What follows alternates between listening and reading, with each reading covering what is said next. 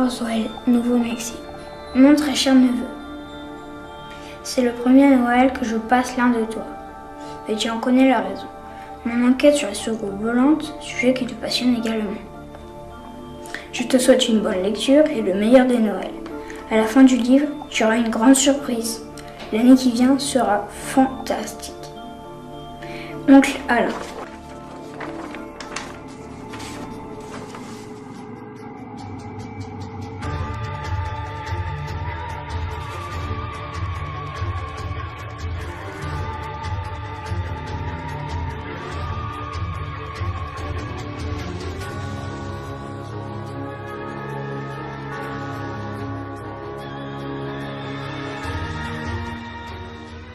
Depuis la nuit des temps, de mystérieux objets sillonnent les cieux de la Terre. Le fait n'est pas contestable.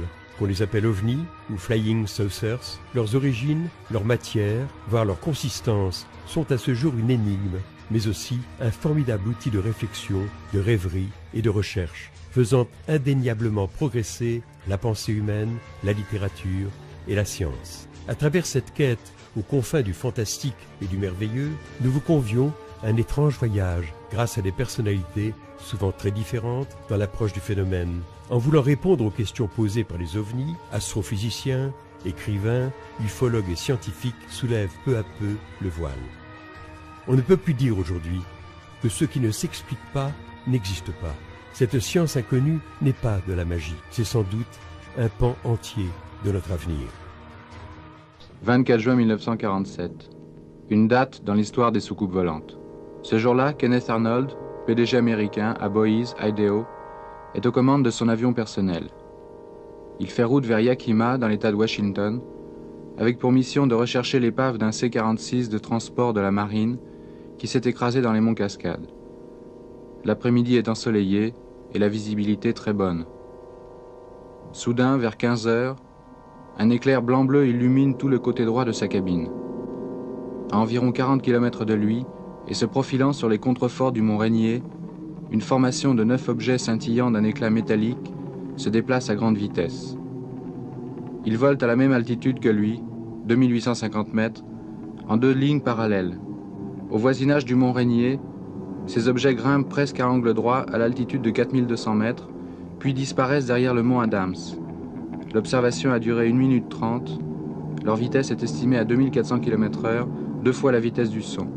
Vitesse fabuleuse à l'époque, puisque le mur du son n'est pas encore franchi. Kenneth Arnold déclarera un peu plus tard que ces objets se déplaçaient à la manière de soucoupes ricochant sur l'eau. L'expression fera fortune. Le blackout imposé par les gouvernements et l'étouffement médiatique féroce de l'affaire Roswell laissent à penser que les ovnis ne font pas seulement partie d'une mythologie littéraire exotique, mais qu'ils sont peut-être à la fois notre mémoire et notre destin. L'affaire de Roswell, c'est l'un des plus célèbres dossiers de toute l'histoire de l'ufologie dans le monde. Et de quoi s'agit-il? Il s'agit de l'accident supposé d'un ovni qui se serait écrasé aux environs de Roswell, au Nouveau-Mexique, près où se trouve la base des bombardiers atomiques à l'époque, en juillet 1947, au beau milieu de la première vague des soucoupes volantes à l'époque. Alors je vous résume les faits. Le 8 juillet 1947 est publié un communiqué de presse sensationnel de la base des bombardiers atomiques qui annonce qu'ils ont trouvé aux environs de Roswell donc un disque volant accidenté, qu'ils l'ont récupéré et qu'ils l'ont envoyé, tous les débris, pour examen les locaux techniques de l'armée de l'air. Mais le soir même, il y a un démenti du quartier général de Roswell à Fort Worth au Texas qui dit qu'ils se sont trompés, qu'en réalité ce qu'ils ont trouvé c'était un vulgaire ballon météo avec sa cible radar. Et l'affaire a été enterrée pour 30 ans. Mais en 1977, presque par hasard, un ufologue américain, Stanton Friedman, a rencontré l'un des protagonistes de cette histoire, qui était le major Jesse Marcel, alors à la retraite en Louisiane, et cet homme lui a raconté une toute autre histoire. Il lui a dit que c'était pas vrai ce qu'on avait dit à l'époque, et qu'il avait passé la journée à récupérer des débris extrêmement étranges, qui ne ressemblaient à rien de connu. À partir de là, plusieurs équipes se sont mises au travail progressivement, et on a retrouvé plein de témoins, et l'affaire a pris une dimension considérable. En étant très restrictif, On peut dire qu'il y a eu au moins 87 témoins, dont 39 sur la récupération de débris étranges, 34 sur la récupération d'un appareil, sur un deuxième site d'ailleurs, en forme de soucoupe, et 31 témoins sur la récupération, la découverte de cadavres non humains. Donc ça fait beaucoup de monde, ça fait presque une centaine de témoins au total, enfin disons 87, et ça représente un dossier très solide en fait. Voilà ce qu'il faut dire. Et puis, il faut dire que pourquoi est-ce que c'est si important? C'est parce que si c'est vrai qu'on a trouvé un ovni, bon, il n'y a pas encore de preuves irréfutables, si vous voulez, hein, mais ça prend des dimensions, ça devient de plus en plus solide, et si on arrive à prouver cela de manière vraiment certaine, c'est une découverte capitale, c'est un tournant presque pour l'histoire de l'humanité, hein, la découverte d'un engin extraterrestre. Donc voilà pourquoi c'est une affaire si importante. J'ajoute juste un mot pour dire que pour beaucoup de gens, en France notamment, on croit que l'affaire de Roswell, c'est une histoire d'autopsie d'un bidon, d'un cadavre qu'on a montré en 1995. Juste un mot là-dessus pour dire que ce cadavre qu'on a montré, qui est très bizarre et suspect, avec son gros ventre et 6 doigts aux mains et aux pieds, il n'a rien à voir avec les descriptions des cadavres de Roswell. En effet, 8 jours après sa création en 1948, l'US Air Force prend en charge le dossier UFO. Plusieurs commissions d'enquête sont créées successivement, en particulier la commission Blue Book en 1952. Mais la CIA intervint pour imposer le blackout après les événements de Washington de 1952. Cette année-là, les 19 et 26 juillet, des échos d'objets inconnus et volement au-dessus de la ville furent captés par 3 radars. Plusieurs pilotes commerciaux les aperçurent et un pilote d'avion en réaction fut même envoyé vers l'une des cibles qui se déplaçait au-dessus du Capitole.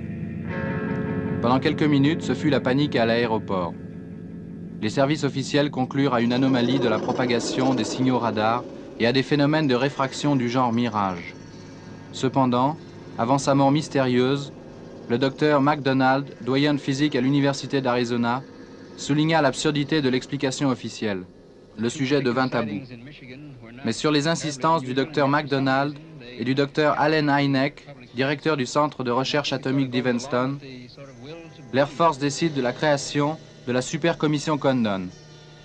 Le rapport conclut à la non-existence du phénomène, mais reconnut pourtant son impuissance à expliquer 10% des cas analysés. En France, 2 incidents majeurs ont marqué la deuxième partie du XXe siècle. 2 affaires qui, en échappant à l'étroitesse de nos frontières, ont écrasé médiatiquement leurs témoins. La pression sociale fut tellement forte qu'elle bouleversa leur vie à jamais. Il s'agit de Trans-en-Provence et de Valençol. L'affaire de Marignane, quant à elle, prit une ampleur bien moins retentissante, mais tout aussi troublante. Quant à celle du plateau d'Albion, malgré la ténacité de Jimmy Gueux, l'armée a toujours démenti le survol de la base atomique par les ovnis.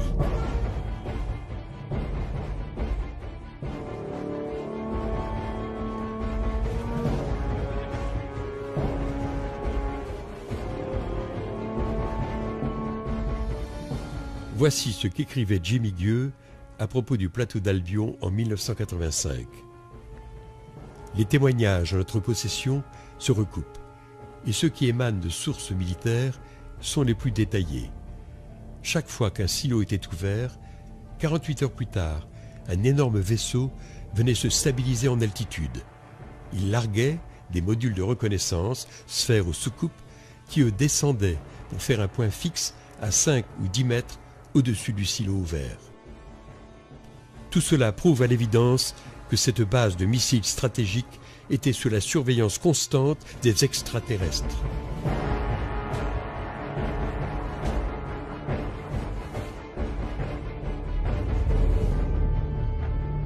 Affaire de Trans-en-Provence, 8 janvier 1981. Un ovni atterrit dans le jardin de Renato Nicolai. C'était un jeudi, là. Un jeudi, le mois de janvier, le 8, là, c'était là, vers 5 heures. Quand je l'ai vu, moi, qu'il est en train de bricoler, là, Oh, je dis quand même des fois, hein, ça fait pas quoi. Quand je l'ai vu arriver, pratiquement, je ne l'ai pas vu tout à fait arriver. Voilà. Enfin, j'ai vu arriver, mais enfin, je ne l'ai pas noté, enfin, ça que c'était exactement. Alors comment était cet engin? Ben, l'engin, c'était un engin, una forma, come due assiette, c'est-à-dire... Comme une soucoupe. L'una sull'altra, va, un engin come ça, là, c'était 2,50 m là, sur 3 mètres, il fait environ le chose, là, le diamètre. De quelle couleur était-il? Plomb, mat, là. Il n'y avait pas d'insigne, de marque non, dessus? il n'avait rien du tout, là. C'est una soucoupe, hein, si on l'avait appelé, hein.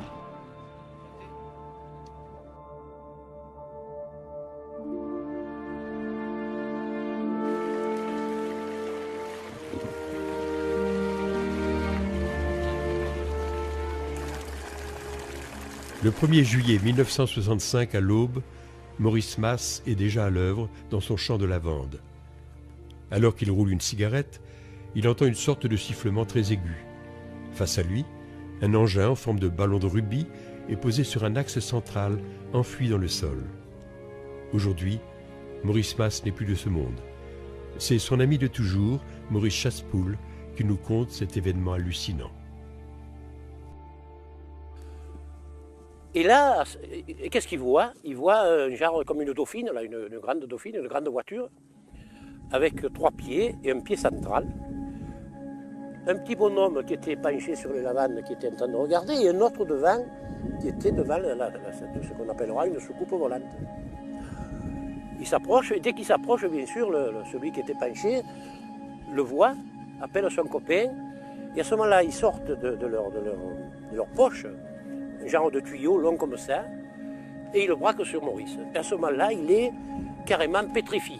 Il est tétanisé, pétrifié, il ne peut plus bouger. Il voit tout, il entend tout. Voilà un peu comment ça s'est passé, comment l'histoire s'est passée. Bon, après, il dit que les bonshommes sont remontés dans genre comme un volet, ça se soulevait comme un volet. La soucoupe s'est soulevée environ d'1 mètre. Les réacteurs, enfin, dessous, ça a commencé à bouger, mais avec un bruit pas très fort. Et à l'espace de quelques secondes, ça est parti du côté de Manosque, et ça a disparu.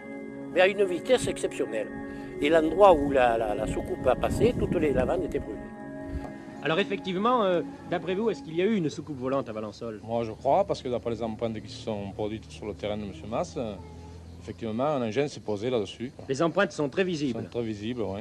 Et ce n'est pas quelque chose qui peut être fait par des amateurs? Non, ou... par aucun appareil connu, je ne crois pas. Et est-ce que M. Mas est une personne qui s'amuse à faire des blagues de temps en temps? Non, moi, là j'ai eu l'impression que vraiment il a dit la vérité, parce que vraiment il était un peu émotionné de l'engin qu'il avait vu.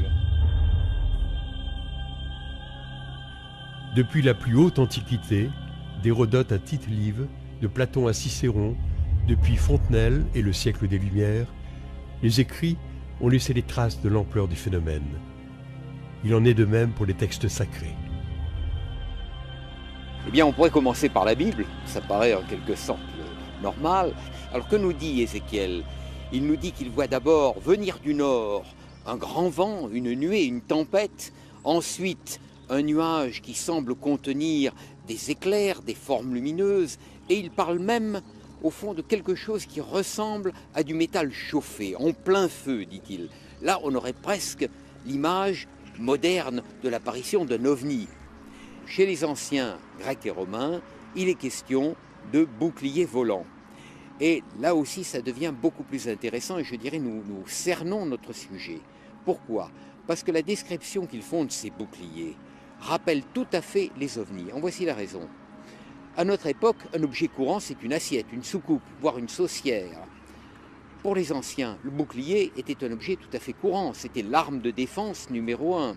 Comment étaient les boucliers grecs de l'époque de Périclès ou d'Alexandre, ou les boucliers même de la première Rome et de la cavalerie romaine?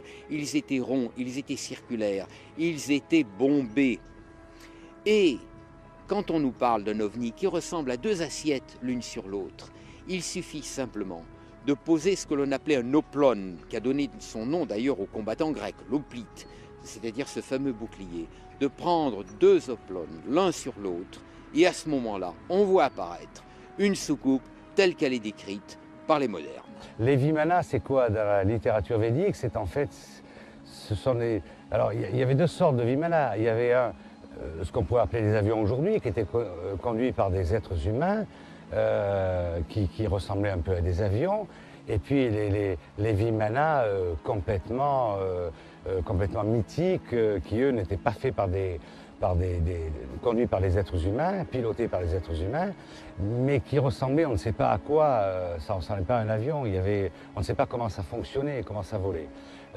Donc ces deux réflexions, c'est de dire que les Indo-Européens ont vraisemblablement façonné notre civilisation aujourd'hui, ce que nous sommes aujourd'hui, mais en plus, on parle de l'Atlantide, on parle des Mayas, on parle de tout ça, et je crois que là aussi, on a je ne sais pas si c'est vraiment quelque chose, c'est un mythicisme ou si c'est autre chose, mais moi je me pose des questions, je vous dirais franchement.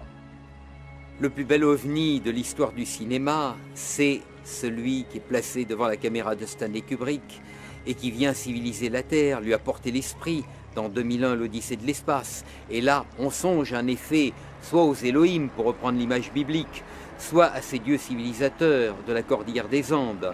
Et Kubrick, en nous présentant cette figure, ce personnage, et on voit bien, au fond, on pourrait reprendre les paroles d'Ézéchiel, que c'est une sorte de vivant, puisqu'il est l'esprit et qu'il est bourdonnant comme une ruche gigantesque, eh bien, il nous donne l'image, une image purement géométrique. On songe à une porte, on songe à une borne, on songe finalement à un module mathématique qui, au fond, serait peut-être à l'origine, avec le fameux nombre d'or, à l'origine de la construction des temples sacrés, de ces temples qui eux aussi sont des modèles du ciel sur terre. Tous les ufologues ne croient pas aux ovnis, loin s'en faut. Leur aspect socioculturel, tel que le décrit Carl Jung dans son ouvrage Un mythe moderne, a inspiré de nombreux adeptes de cette théorie. En Suisse, Bruno Mancusi défend la thèse de Bertrand Meheut, proche de celle de Jung. Alors effectivement, Bertrand Meheut a abordé le phénomène de façon très intéressante. Donc il a publié d'abord un livre qui s'appelle Science-fiction et soucoupe volante, dans lequel il établissait un parallèle entre les récits de science-fiction, par exemple des années 30 aux États-Unis, avec les récits des témoins. Et il a retrouvé un parallèle assez stupéfiant entre ces romans de science-fiction et les récits des témoins. Ensuite, il a écrit son livre Soucoupe volante et folklore, dans lequel il fait un parallèle entre les affaires de sorcellerie, par exemple, et les ovnis. Alors, il trouve que, par exemple, les rondes sorcières se retrouvent dans les traces d'ovnis, la marque du diable sur la sorcière se retrouve aussi sur les témoins d'ovnis, avec notamment les implants. L'odeur de soufre du diable se retrouve aussi chez les ovnis, avec soit l'odeur de soufre, soit l'odeur d'ozone. Bref, il y a un parallélisme très intéressant. Mais cette théorie ne nous apprend pas grand-chose sur la réalité ou non du phénomène. C'est-à-dire qu'on peut interpréter de deux façons complètement différentes. On peut se dire, voilà, vous voyez bien que les ovnis n'existent pas, puisque de tout temps, on a interprété ces phénomènes suivant la croyance de l'époque. Et donc, les ovnis ou les sorcières, je ne sais pas quoi, sont dans notre inconscient et les témoins imaginent les choses.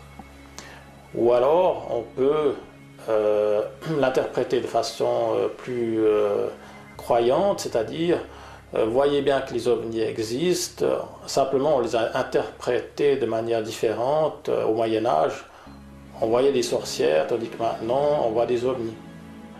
Alors, ce rapport Cometa, effectivement, a fait beaucoup de bruit, Mais il a fait du bruit à cause de la personnalité des auteurs. Par contre, le contenu était assez, disons, croyant pour la réalité du phénomène. Et même, il y avait un passage assez incroyable sur Roswell. Donc, je ne pense pas que ça a fait beaucoup pour la crédibilité du phénomène. Au contraire, on peut dire que ça a décrédibilisé leurs auteurs. Je ne crois pas qu'il y ait vraiment une affaire, aussi bien documentée soit-elle, qui pourrait permettre de faire pencher la balance en tant que telle.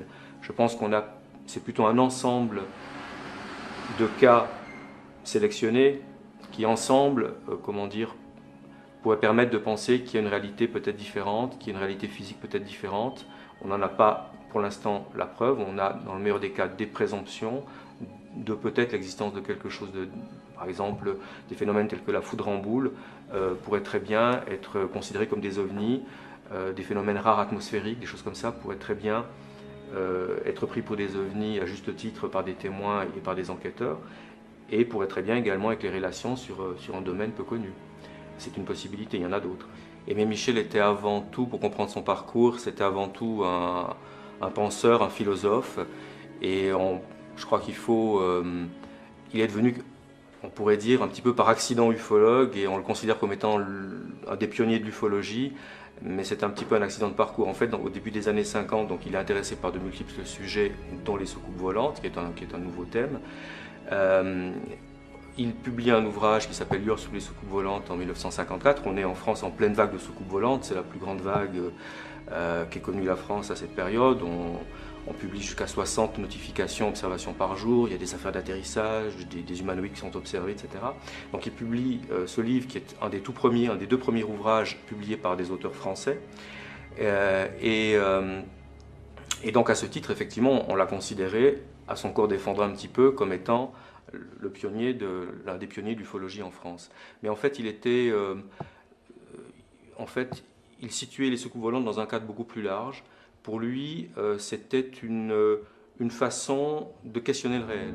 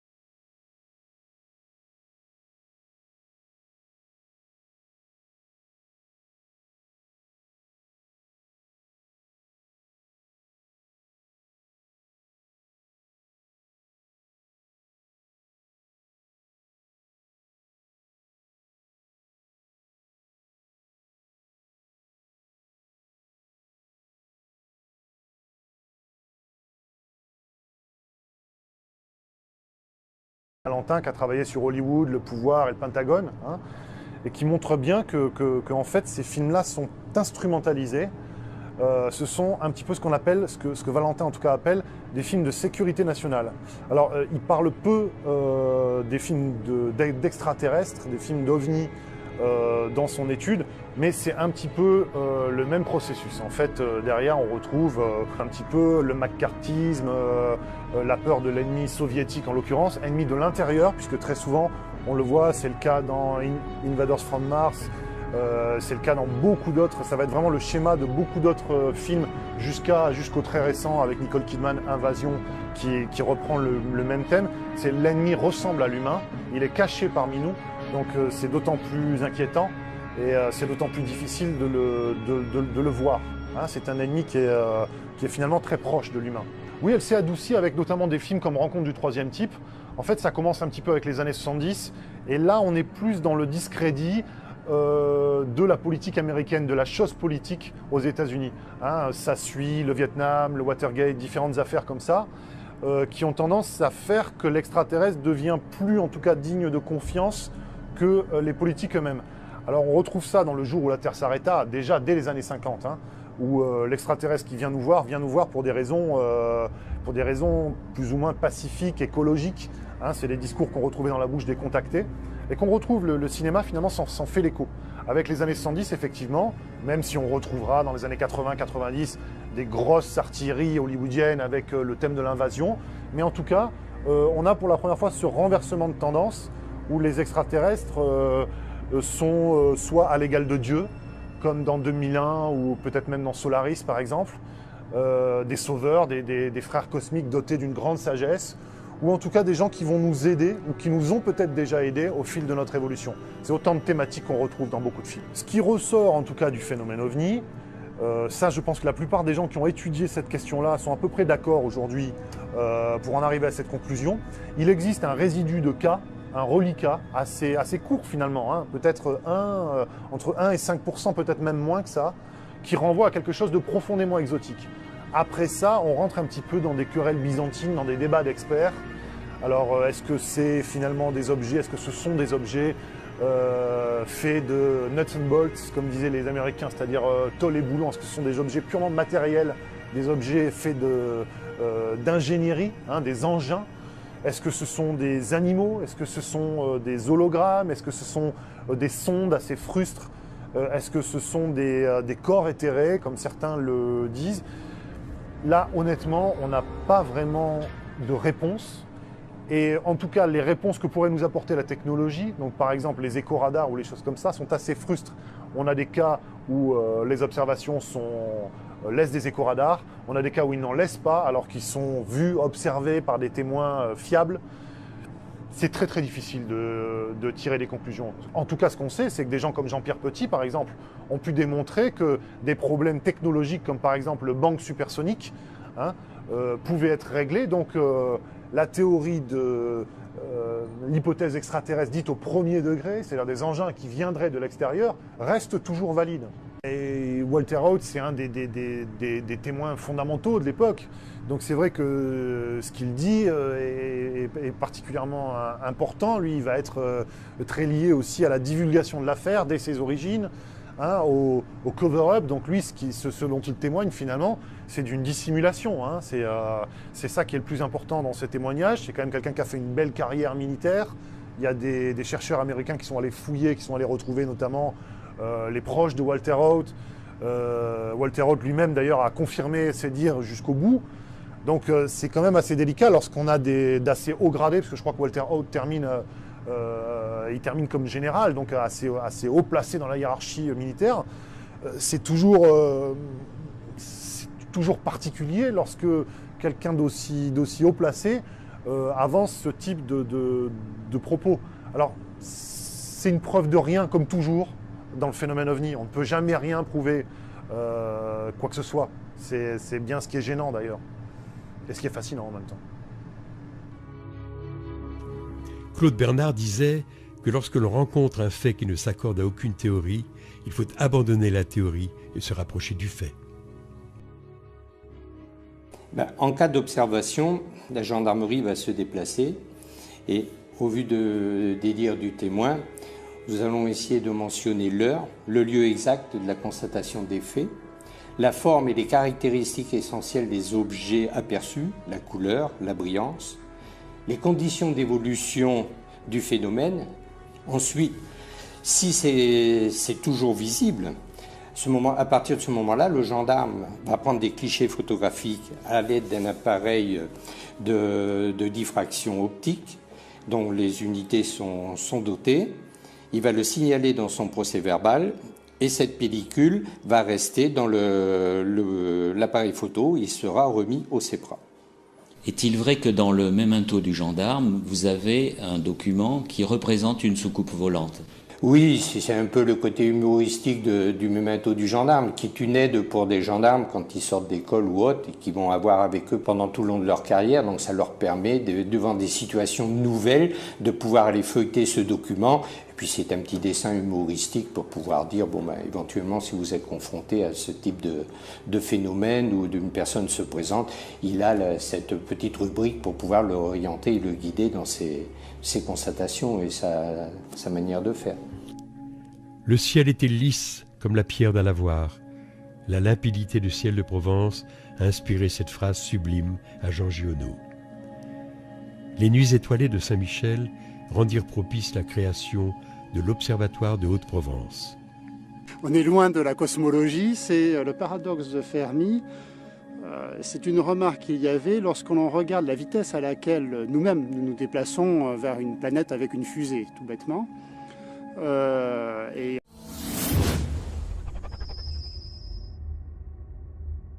on peut aller comme ça de planète en planète, voire de planète vers des étoiles.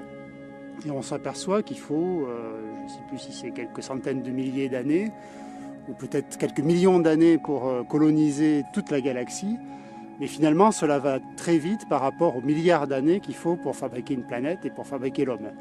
Donc ce que disait Fermi, c'est que si une civilisation est sortie de son étoile haute, comme nous, et a commencé à s'étendre dans toute la galaxie, dans ce cas-là, il devrait être chez nous. Donc c'est sa grande phrase, sa grande interrogation, c'était « mais où sont-ils » C'est-à-dire que, par exemple, vous devez être un extraterrestre.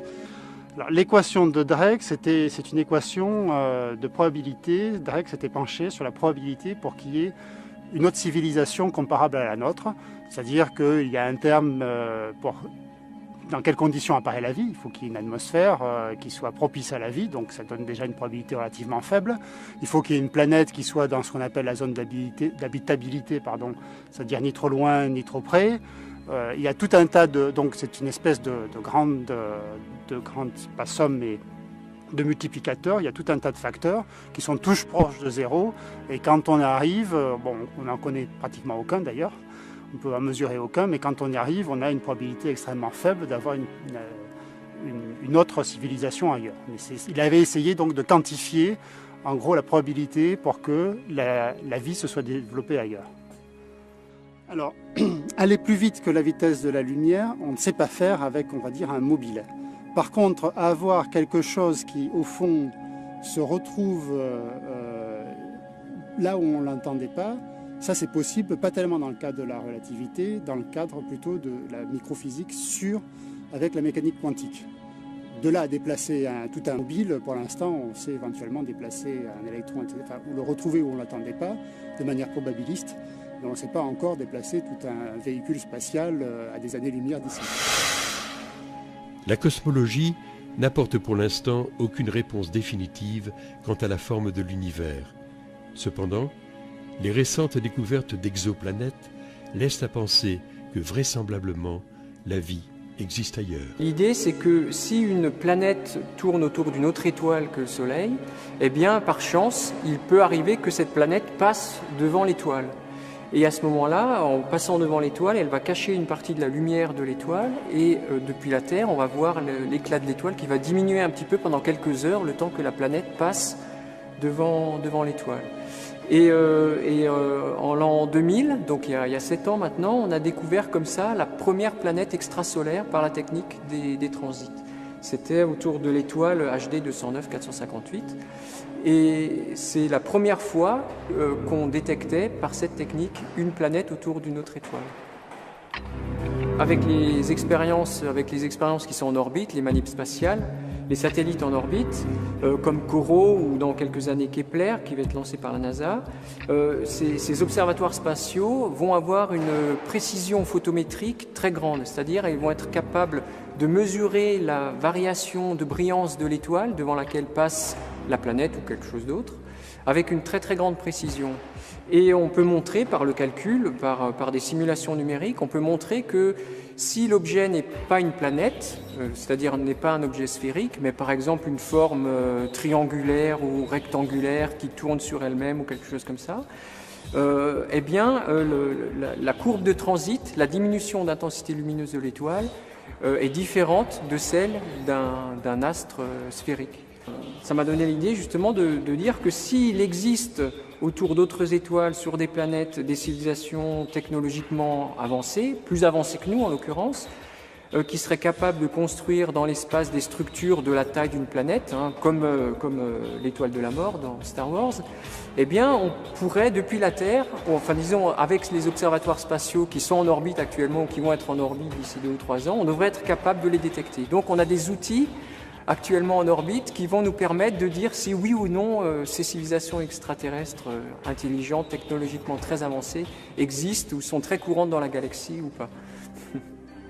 Oui, alors l'exobiologie, c'est un domaine scientifique multidisciplinaire qui regroupe aussi bien des astronomes que des géologues, que des gens qui s'occupent de planétologie, que des chimistes, que des biologistes, et qui cherche à répondre à la question: existe-t-il de la vie en dehors de la Terre, sur les planètes autour des autres étoiles? Donc aujourd'hui, on cherche toujours cette vie extraterrestre, on ne l'a pas trouvée.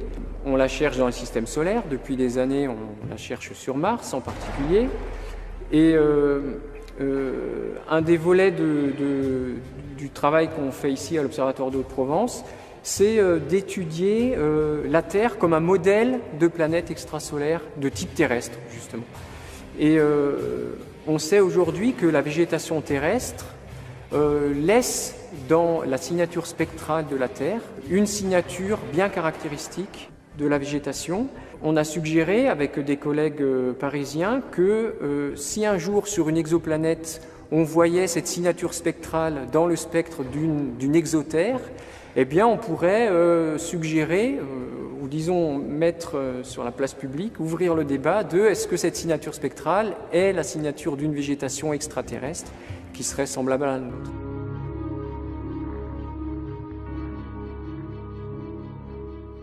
La présence d'extraterrestres aux confins de l'univers étonnera certains. Pourtant, de nombreux pilotes de ligne vous diront qu'ils sont déjà parmi nous. Le document que vous allez voir est la reconstitution par Nippon TV de ce qui s'est passé à bord d'un Boeing 747 de la Japan Airlines, poursuivi par un ovni au-dessus de l'Alaska le 17 novembre 1986. Selon le capitaine Teraoshi, la poursuite a duré 50 minutes sur le vol Paris-Tokyo. Vers 17h10, le pilote aperçoit soudain une lumière orange. Le fait est confirmé par la tour de contrôle d'Anchorage. Puis, 2 lumières, puis plusieurs, se rapprochent de l'appareil.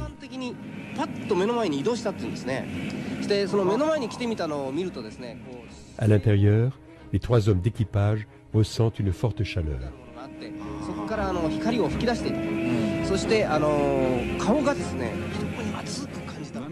20 minutes après,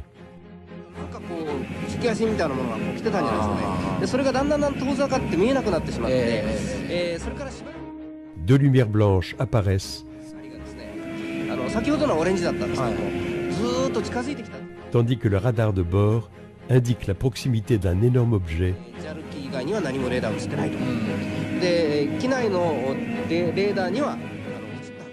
qui se met à suivre l'avion vers la ville de Fairbanks.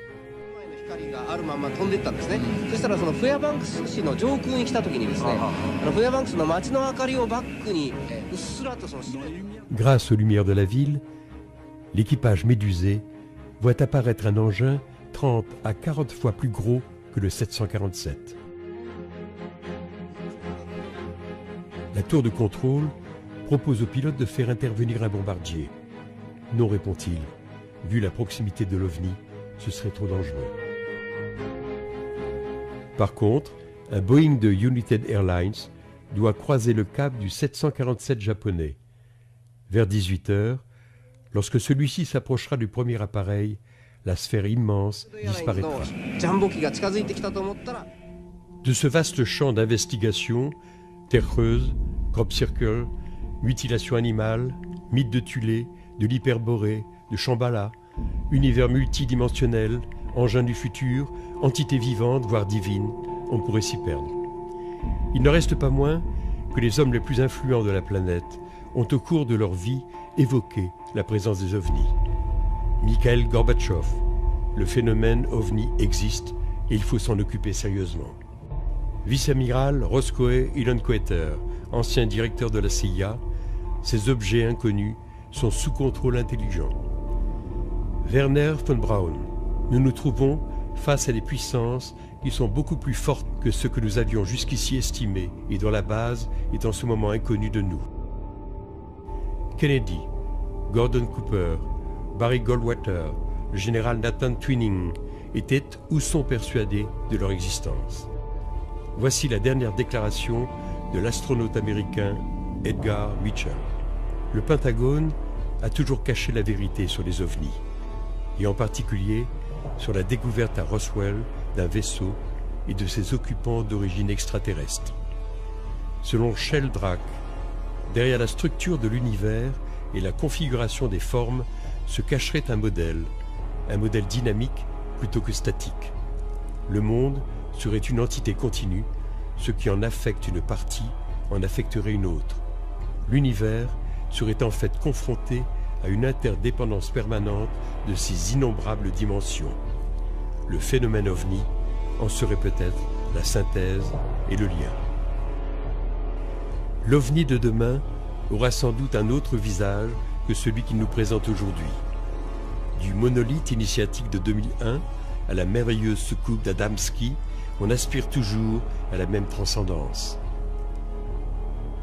Lorsque nous serons prêts, lorsque l'homme aura assimilé son message, l'OVNI prendra certainement sa forme définitive. Entre-temps, le voyage ne fait que commencer.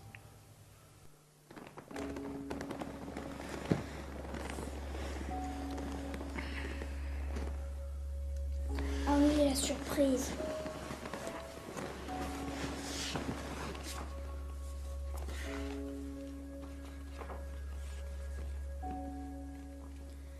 Mon nom est Walter Haute. Mon nom est Walter Haute. En juillet 1947, j'étais en poste à la base aérienne militaire de Roswell comme officier de relations publiques. Je venais de passer le week-end du 4 juillet à ma résidence privée à environ 10 miles au nord de la base située au sud de la ville. J'ai appris au milieu de la matinée de mon retour au service le lundi 7 juillet que quelqu'un avait fait état de restes d'un engin qui s'était écrasé. J'ai été informé que le major Jesse Marcel, chef du renseignement, avait été envoyé par le commandant de la base, le colonel William Blanchard, pour enquêter. Avant de quitter la base, le colonel Blanchard m'a emmené personnellement au bâtiment 84, connu sous le nom du hangar P3. En approchant du bâtiment, j'ai observé qu'il était étroitement gardé, aussi bien au dehors qu'à l'intérieur. Une fois à l'intérieur, j'ai été autorisé à observer pour la première fois les objets récupérés juste au nord de la ville. Cela faisait environ 12 à 15 pieds de longueur et environ 6 pieds de haut, et l'ensemble faisait penser à un œuf. L'éclairage était faible, mais sa surface m'a semblé métallique. J'ai pu voir 2 corps sous une bâche en toile. Seules les têtes dépassaient de la bâche et je ne pouvais rien voir du reste des corps. Les têtes m'ont semblé plus grandes que la normale et la disposition de la bâche suggérait qu'ils avaient la taille d'un enfant de 10 ans. Je suis convaincu que ce que j'ai observé était une sorte de vaisseau avec son équipage venu de l'espace. Je n'ai pas été payé ni reçu quoi que ce soit de valeur pour faire cette déclaration, et c'est la vérité selon mes souvenirs.